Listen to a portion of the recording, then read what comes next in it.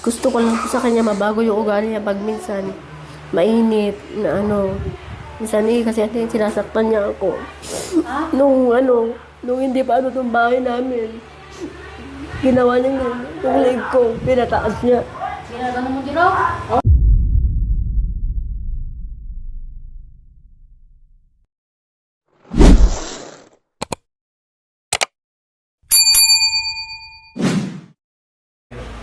So mga kabayan, patuloy pa rin umaasa at nakikiusap at pagsusumamo ni Princess and Jerome, lalo si Princess mga kabayan, na matuloy yung kanilang kasal at binyag ng dalawang bata at binyag ni Princess.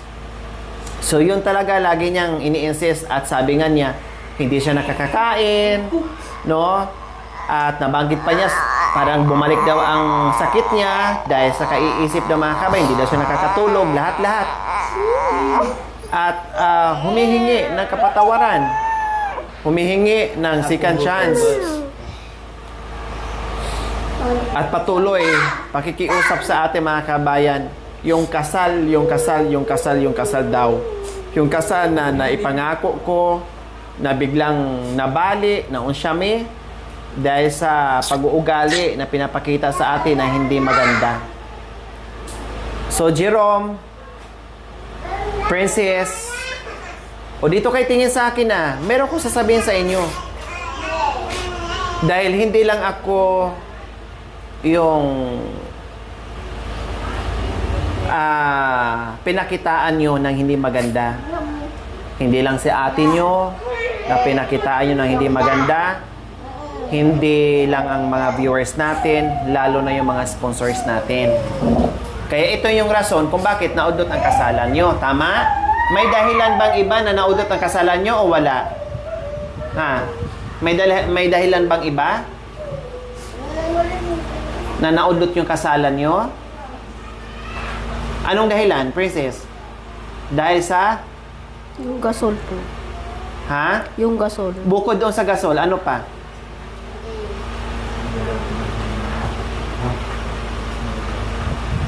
Dahil sa pag-uugali na pinapakita. Tama ba ako? Hindi.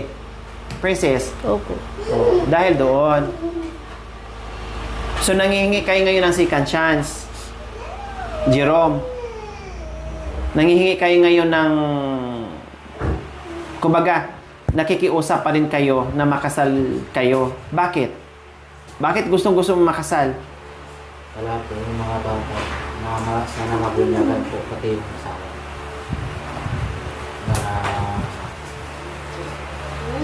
wala na kami problema Ha? para wala na kami problema po. Bakit pakasalan mo si Princess? Yun lang po. Dahil Dahil mahal ko rin po. Mahal ko po. o yun yung tamang sagot. Hindi yung pinakasalan ko dahil sa mga bata. Pinakasalan mo dahil mahal mo si Princess. Kaya gusto mong pakasalan. Ikaw, Princess, bakit gaano ba ka-importante sa'yo yung kasal? Gaano kahalaga sa'yo yung kasal, Princess? Bakit hanggang ngayon, sige ka pa rin? Pakiusap na sana. Ate Lori, galit ka pa ba sa akin? Ate Lori, napatawad mo na ba ako? Bakit gaano ka-importante sa'yo yung kasal? Importante po kasi sa akin yung kasal ka. Kung mag-away man po kami ni Jerome, mayroon akong katibayan na ipakita sa kanya. Ano? Kung meron po kami hindi pag-intindihan, meron ba akong ipapakita ang katibayan sa kanya kay Jerome? Kung ano ba yung pag-aawayan namin dito. Anong klaseng katibayan? Ibig mo sabihin kapag nag-away kayo, Na hindi na po ako sinasabing single. Na married na ako, sabihin ko sa kanya. Kasal na tayo, huwag mo ako naawayin, sabi ko. Gusto ko lang po makasal at mabinyagan yung bata. na hindi na kayo maghihiwalay, parang yun ang hawakan mong papel, parang Opo. ganon. May pangahawakan ka. Opo. Na hindi na siya makahanap ng iba, parang ganon. Ganon, Princess, ang nasa isip mo? Bakit maghahanap ka pa, Jerome? Hindi na po. Oh, hindi na pala. Okay na kung hindi kayo makasal kasi hindi naman pala siya maghahanap. May anak na tayong dalawa, maghahanap pa ako ng isa. Parang kwan na yun ah. Parang part 2 na. Mm. Ang gustong sabihin ni Madam sa inyo, tinatanong ka kung anong dahilan. Bakit gusto mo magpakasal kay Jerome?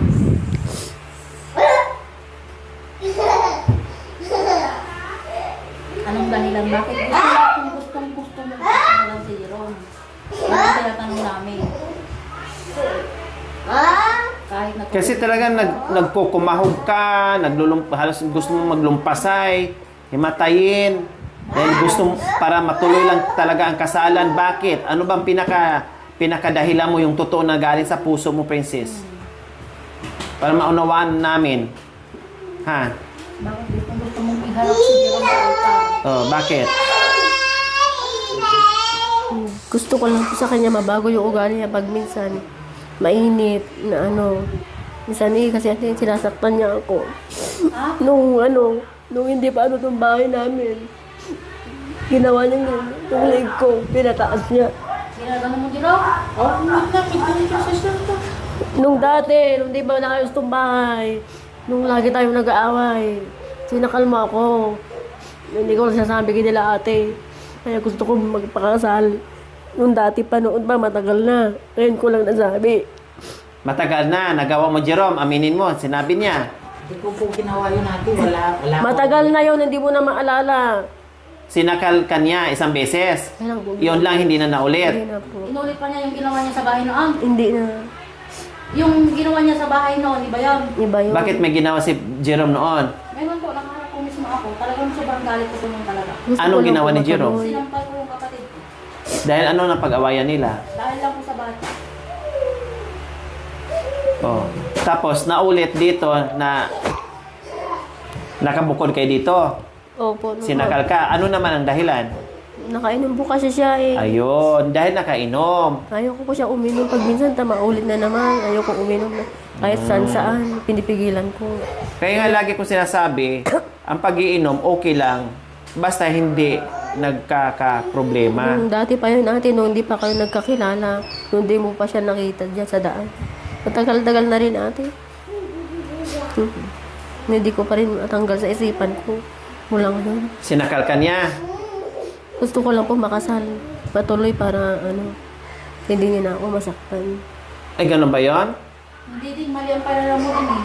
Yung iba nga, ayaw magpakasal sa taong nananakit para malaya. Mabinyakan yung dalawang Umalis. bata. Ha? Mas mabinyakan po yung dalawang bata. Mali ang pananaw mo, ading ko. Tama ba yung sabi niya? Pakasalan siya kasi para hindi na maulit yung pananakal Hindi po. o yung sinakal ni ano. Mali yung Oh. pananaw mo din. Oh, sige, bakit mali ati Marie Chris? Mas mabuti po nga kung hindi nga sila matuloy ang kasal kasi nananakit pala si Jerome dito eh. Oh. Akala ko doon lang po sa amin na pinagsabihan ko na noon na kaya inatubili ko na yung maling pag-asal niya doon sa amin. Ngayon pala inuulit-ulit niya na hindi namin alam. Dati pa nun ate, matagal na. Naulit ng isang beses dahil lasing si Jerome. Lasing lang po siya. Mula noon hindi na. Hindi na po. O kaya nga, mali yung pag-ano mo na dapat ituloy ang kasal para lang mabago ang ugali niya, mali yun din. Mas lalong may karapatan siyang manakit sa'yo kasi asawa ka na. Oh, saka wala ka ng noon, wala ka ng kumbaga nakatali ka na. Opo. Oh, mas maganda hindi kasal, anytime pwedeng lumayas. Pwede mo siya Pwedeng maghanap ng iba. Oh, Ako ate, maghanap ng iba. Ayoko na. hindi. Tama na ako sa isa. Kuntinto na ako. Kahit Oy, hindi ako maghanap. ngayon mo, yes, paano ko si Jerome? Ibig sabihin, siyempre, ikaw okay na. Ibaling mo sa mga bata, sa mga anak mo. Si Jerome, Bahala siya, di ko maghanap ng iba. oh, Yung mas masarap na ano dyan. Bahala siya. Kung ano yung mahanap niya, mapayat o mataba o ano dyan. Iwan ko kung ano mapahanap niya. pero hindi na inulit Jerome kasi nagawa mo lang dahil lasing ka. Kasing lang po siya Kung noon. naalala yun natin. Hindi mo na naalala dahil kasingan mo.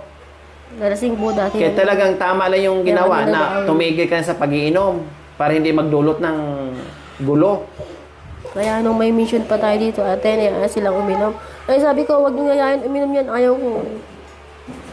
Sabi ko sa mga kasama dito, nung sila Kuya Pablo, Makma, nayaan nilang uminom yan. Hindi ka na nagiinom, Jerome. May Kuya Mak, wag nyo yayain yung uminom yan, Kuya Pablo, dito na lang sa bahay yan, sabi ko. Bakit ayaw mo uminom ng asawa mo? Basta Kuya, ayaw ko. Sabi ko sa kanila, Kuya Makmak at Kuya Pablo noon. Nung binibigyan po sila natin ng alak nga eh.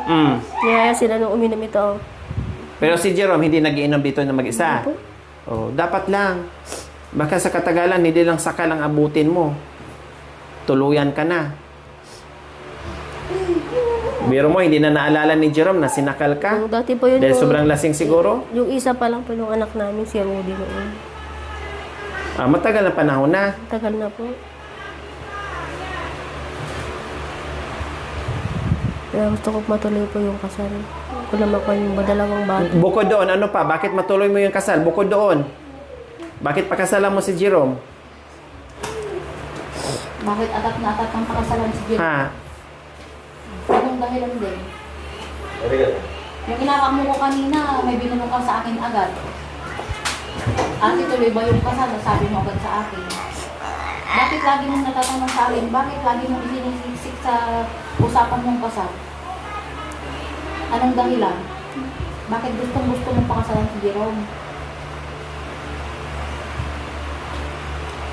May pinakain ba siya sa'yo? May ginawa? Na ayaw mong mapunta siya sa iba? Yun ang gusto kong tanungin sa'yo, tingin. Tanungin ni Madam sa'yo.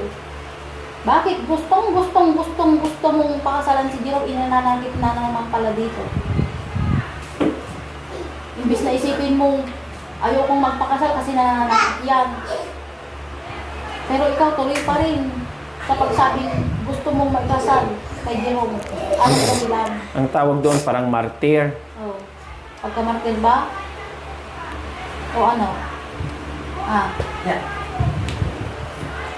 Ikaw, Jerome, bakit pakasalan mo si Princess? Dahil... Oh. Ikaw, Princess, bakit pakasalan mo rin si Jerome? Mahal na mahal ko po siya ate kasi gusto ko lang mabinyagan ng dalawang bata. Huwag mo nang Dahil dugtungan. hindi na kami mag-aaway. Huwag mo nang dugtungan. Pakasalan mo siya dahil mahal mo yung isang tao. Opo. Yun.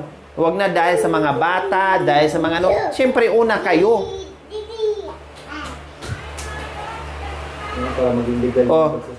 Ano pa ba, Jerome?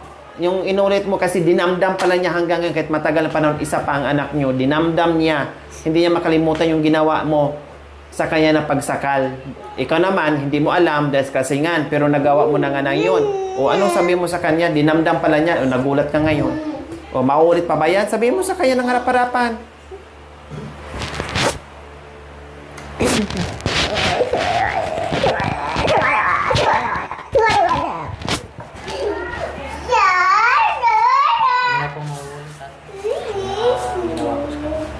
Sabihin mo sa kanya, hindi sa akin, ako ba pakasalan mo? Dito mo sa akin.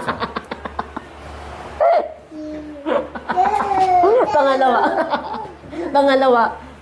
Sabi mo sa kanya, dahil doon mo sabihin kay Princess Jerome. Kasi hanggang ngayon pala, hindi niya makakalimutan yung ginawang pagsakal sa kanya. Matagal ka ba yung sinakal, Princess? Opo. Or nilambitin kang ganyan? Tinaas kang ganyan? Opo, noon. Matagal na po kasi yun. Yung isa pala yung anak po namin. Oh, mag-ano ka? Lasing po kasi siya eh. Mingi ka ng ano, na hindi na maulit, Hindi niya na maalala. Harap ka dito kay Jerome. Para Pero sa at akin least- natin, nakatatak pa rin sa isipan ko. O kaya nga, at least mabawasan dahil siya, hindi niya alam. Kalimutan niya dahil sa kalasingan. Sorry na, di ko naman alam yun. Di ko naman,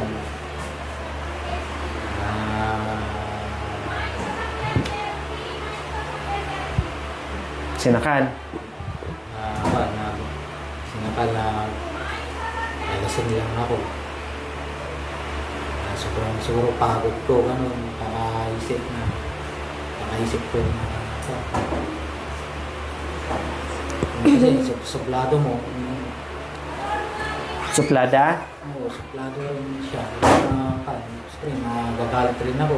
Siya rin, yan, ganyan. Sabi ko niya. Kumbaga, napuno ka sa ugali ni Princess na hindi mo napigilan na demonyo ka plus na alak pa kaya nagawa mo. Siguro, May pagkakamali si Princess, may pagkakamali si Jerome, pero ganun pa man, hindi pa rin dapat idaan mo sa physical, paano kung iba ang natuluyan si Princess? Kung nasa huli ang pagsisisi. O ikaw naman din, Princess, hindi ko kinukonsente. Talagang tama yung sinabi ni Jerome na talagang maldita ka na pagkatao. Bawasan mo rin. Oh, ano mensahe mo doon sa dahil pala sa ugali mo rin, uminit ang ulo.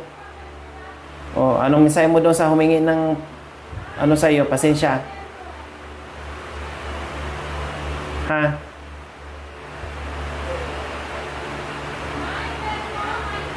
Sabihin mo. Sagot mo kay Jerome.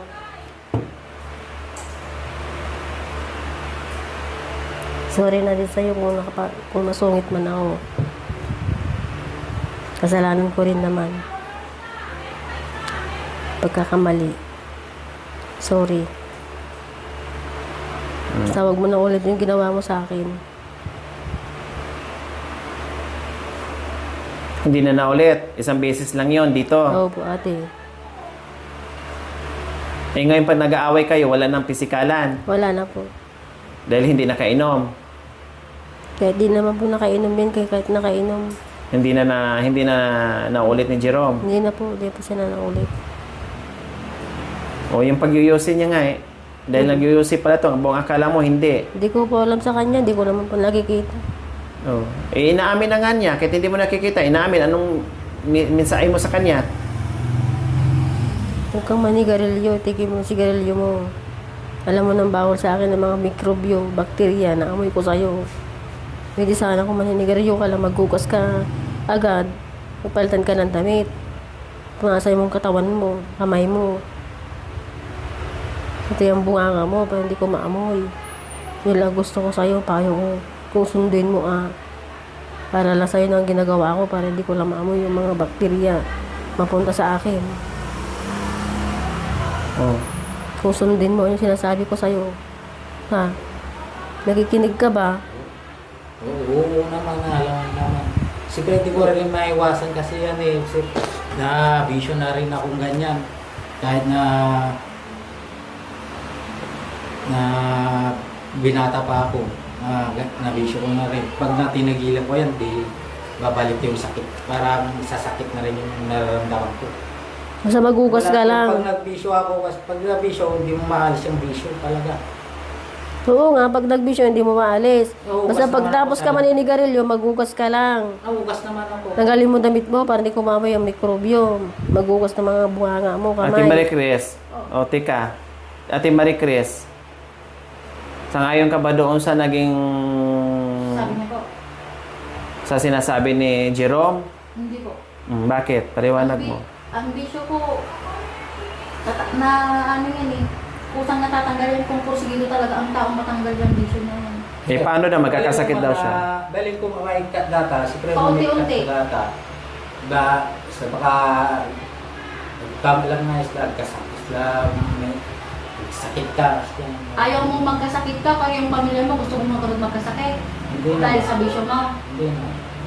Hindi katwiran yung bisyo mo Hindi na ka- tatanggalin mo, magkakasakit ka. Pero Posible siguro yan, may hindi cut yan, yan. hindi. Hindi ko mamikat TV. Nasa sa'yo yan, Dave. Nasa sa'yo yan. Kung paano mo kontrolin yung pag ninigarilyo mo. Ang paniniwala mo, Jerome, kapag tinigil mo yung bisyo mo na pagyuyusi, magkakasakit ka. Ako, Yan ang paniniwala mo. yung pagkasabi niya. Sino nagsabi sa'yo? Ha? May doktor bang bihasa na nagsabi sa'yo na pag tinigilan mo yan ay mamamatay ka, ganon? Sino nagsabi sa'yo? Kaya parang wala ko. O wala naman pala nagsabi. Saan mo natutunan yon?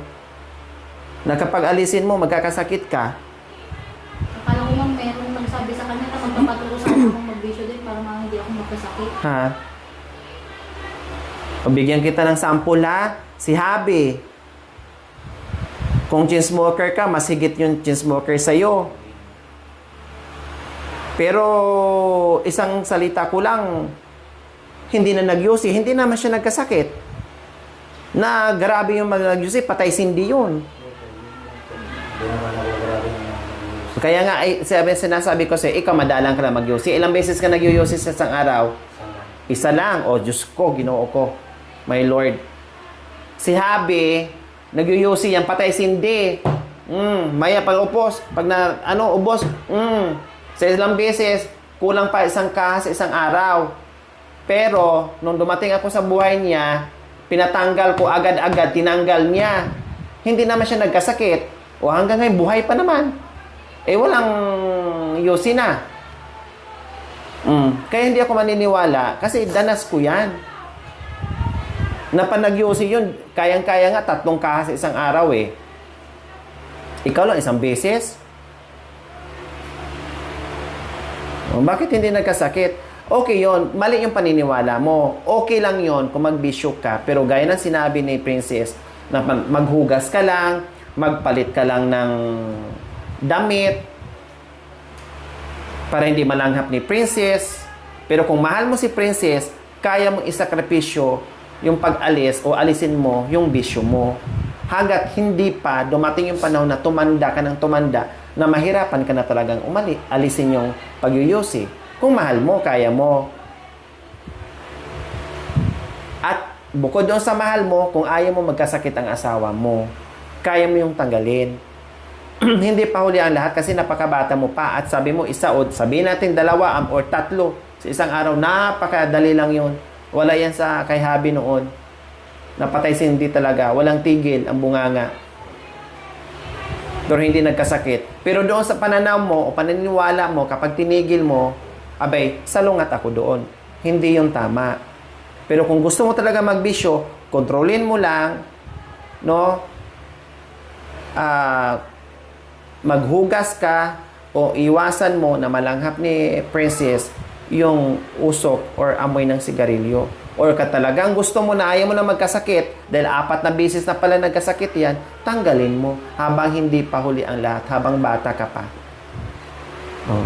Yun. Walang problema doon. Kung ayaw mong tumigil, go. Pero kung dahil sa pamilya mo, tigilin mo, go. Nasa iyo. Nandito lang kami. Itama yung mga pananaw mo o yung paniniwala mo na hindi tama. Tama ba ako, Ate Marie Chris?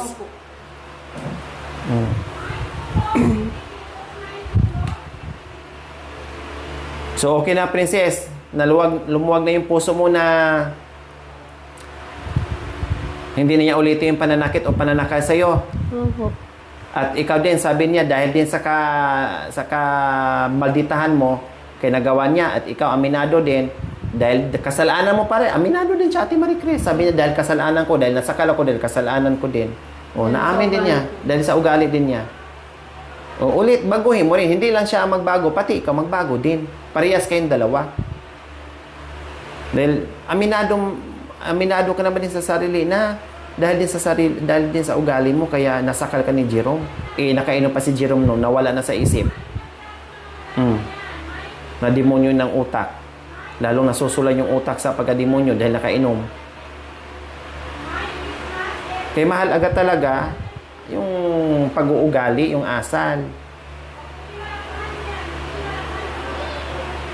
Maliwanag ba sa atin, Jerome, Princess, ang napag-usapan natin? Nagdamdam kayo sa amin ni Ate Marie Chris nyo? Ha? Nagdamdam kayo sa amin? Galit kayo sa... Hindi po. Ha? Hindi.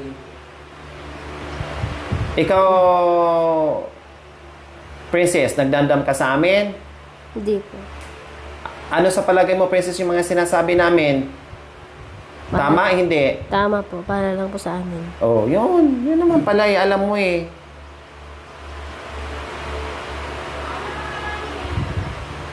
Di ba? Ngayon, natatanggap niya unti-unti, Ate Marie Chris.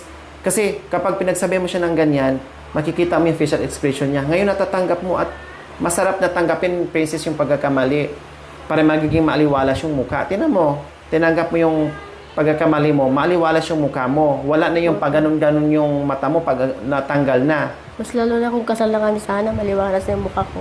Tumatawa na ako. Andun na sana sa simbahan yun. Andun na kami sana sa simbahan ngayon. Tapos na sana. Kung sana yan naging ugali mo noon, sana na hindi, kundi wala, natapos na sana tayo. Dahil patapos na ako sa bahay. Okay, so ayan po mga kabayan, no? Sabi ko nga, huwag kayong magtampo. Dahil ikaw, tinuturing mo ng nanay at kapatid mo. Pati ako, tinuturing mo na ring ate at magulang mo. Opo.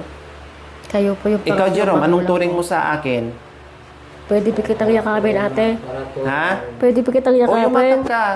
Tawagin mami ulit. Yumakap kung gusto mong yumakap. Hindi kita pinagbawalan. Ikaw lang ang nagbago. Ikaw, Jerome, anong tingin mo sa akin? Yun po, okay lang po, parang napamahal. Napamahal na din kami sa inyo, ate. O yun naman pala eh, napamahal kayo sa akin tapos binabastos niyo ako. Oh, ang sarap pakinggan, napamahal kayo sa akin. Kaya nga nandito pa rin ako hanggang ngayon, hindi nagsasawang magpaliwanag sa inyo. Pero kayo lang ang nagbago, lumaki ang ulo, na halos hindi nyo na ako kilala dito pag dumarating, pero nandito pa din. Oh,